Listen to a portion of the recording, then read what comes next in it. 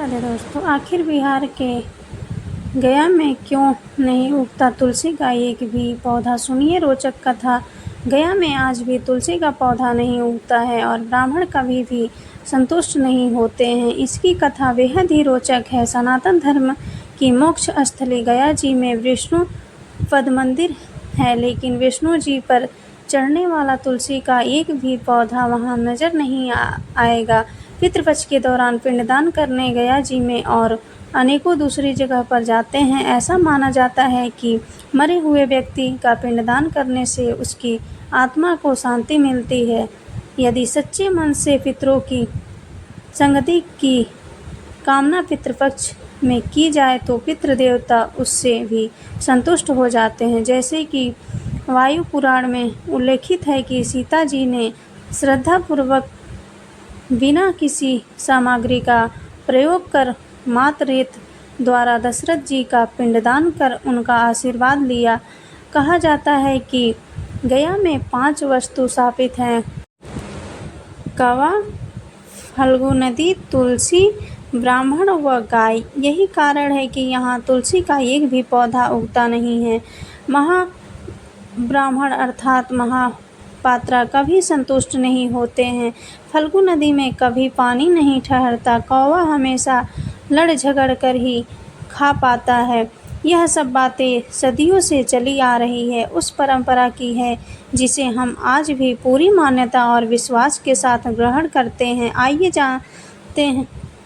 सुनते हैं वाल्मीकि रामायण का एक प्रसंग और जानते हैं कि क्या महिलाएं भी कर सकती हैं श्राद्ध। रामायण काल में जब पुत्र वियोग में राजा दशरथ की मृत्यु हो गई थी, तब वनवास पर गए उनके बड़े बेटे भगवान राम और लक्ष्मण की अनुपस्थिति में बहू सीता ने ये पिंडदान की रस्म निभाई थी। वाल्मीकि रामायण में वर्णित घटना के अनुसार वनवास के दौरान भगवान श्री राम, लक्ष्मण और माता सीता पितरपक्ष में श्राद्ध करने के लिए बिहार के गया पहुँचे। वहाँ महाब्राह्मण ने श्री राम और लक्ष्मण को श्राद्ध कर्म के लिए आवश्यक सामग्री जुटाने के लिए कहा। इधर श्री राम और लक्ष्मण नगर की ओर सामान लाने के लिए निकले। उधर माता सीता नदी किनारे बैठी रहीं। इधर दशरथ की व्यग्रता बढ़ती जा रही थी। राम और लक्ष्मण नदी लौटे थे और इसी दौरान भोग से व्याकुल दशरथ ने माता सीता से पिंडदान की मांग कर दी। सीता माता असमंजस में पड़ गई।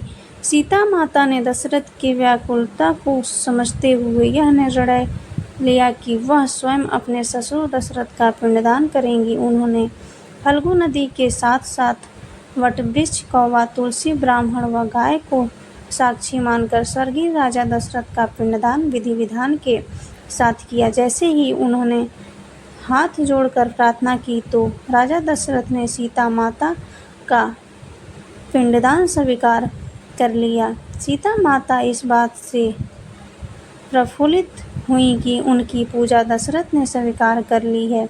श्री राम जब लौटे तो उन्होंने सीता पर विश्वास नहीं किया। वह इस बात को मानने से इनकार कर गए। उन्होंने कहा कि पिंडदान पुत्र के बिना नहीं हो सकता है। इसके बाद सीता माता ने कहा कि वहां उपस्थित फल्गु नदी, तुलसी, कौवा, गाय, वटवृक्ष और ब्राह्मण बाधा कर्म की गवाही दे सकते हैं।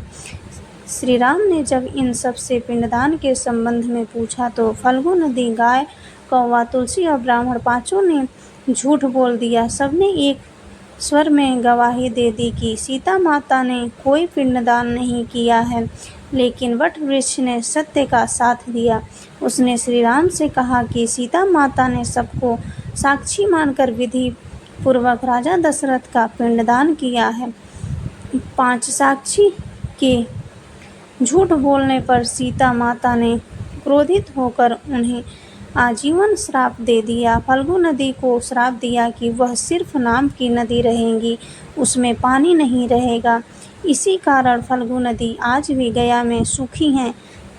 गाय को श्राप दिया कि गाय पूजनीय होकर भी सिर्फ उसके पिछले हिस्से की पूजा की जाएगी और गाय को खाने के लिए दर बदर भटकना पड़ेगा। आज भी हिंदू धर्म में गाय के सिर्फ पिछले हिस्से की पूजा की जाती है। सीता माता ने गाय के महाब्राह्मण को कभी भी संतुष्ट न होने और कितना भी मिले उसकी दरिद्रता हमेशा बनी रहेगी ऐसा श्राप दिया। इसी कारण महाब्राह्मण कभी दान दक्षिणा के बाद भी संतुष्ट नहीं होते हैं। समाज में उन्हें अछूत ब्राह्मण का दर्जा मिला हुआ है। सीता माता ने तुलसी को श्राप दिया कि वह कभी भी गाय की मृत्यु में नहीं उगेंगी। यह आज तक सत्य है कि गया की मृत्यु में तुलसी नहीं उगाया जाता है। कौवा को हमेशा लड़ झगड़ कर खाने का श्राप दिया था। कौवा आज भी खाना अकेले नहीं खाता है। सीता माता ने जहाँ इन पांचों को श्राप दिया वहीं सच बोलने पर वट वृक्ष को आशीर्वाद दिया कि उसे लंबी आयु प्राप्त होगी, वह दूसरों को छाया प्रदान करेगा। पतिव्रता स्त्री उनका स्मरण करके अपने पति के दीर्घायु की कामना करती हैं। मार्कंडेय कहा गया है कि अगर किसी का पुत्र न हो तो पत्नी ही बिना मंत्रों के श्राद्ध कर्म कर सकती है। ग्रंथों में बताया गया है कि परिवार की महिलाएं भी श्राद्ध कर सकती हैं। इस बारे में धर्म सिंधु ग्रंथ के साथ ही मनुस्मृति, मार्कंडेय पुराण और गरुड़ पुराण का भी कहना है कि महिलाओं को तर्पण और पिंडदान करने का अधिकार है। इनके अलावा वाल्मीकि रामायण में भी कहा गया है कि सीता जी ने राजा दशरथ के लिए पिंडदान किया था। श्राद्ध करने की परंपरा बनी रही और लोग अपने पितरों को न भूखे, इसीलिए इस तरह की व्यवस्था बनाई गई है। मार्कंडेय पुराण में कहा गया है कि अगर किसी का पुत्र न हो तो पत्नी ही बिना मंत्रों के श्राद्ध कर्म कर सकती है।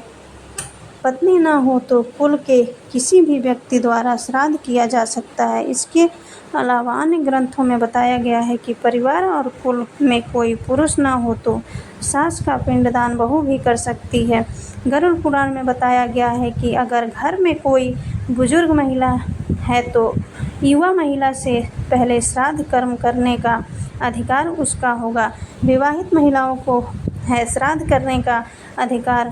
महिलाएं श्राद्ध के लिए सफ़ेद या पीले कपड़े पहन सकती हैं। केवल विवाहित महिलाओं को ही श्राद्ध करने का अधिकार है। श्राद्ध करते वक्त महिलाओं को कुश और जल के साथ तर्पण नहीं करना चाहिए। साथ ही काले तिल से भी तर्पण न करें।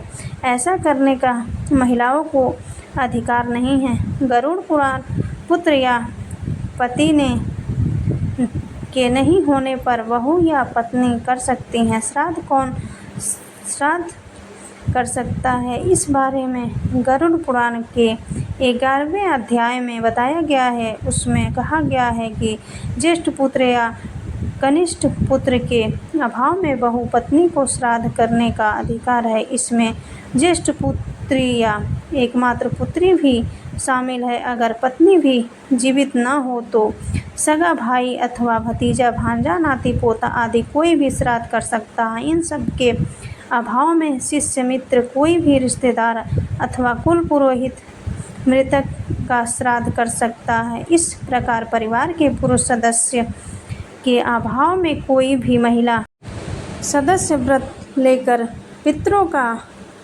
श्राद्ध तब कर सकती है। राधे राधे दोस्तों, धन्यवाद।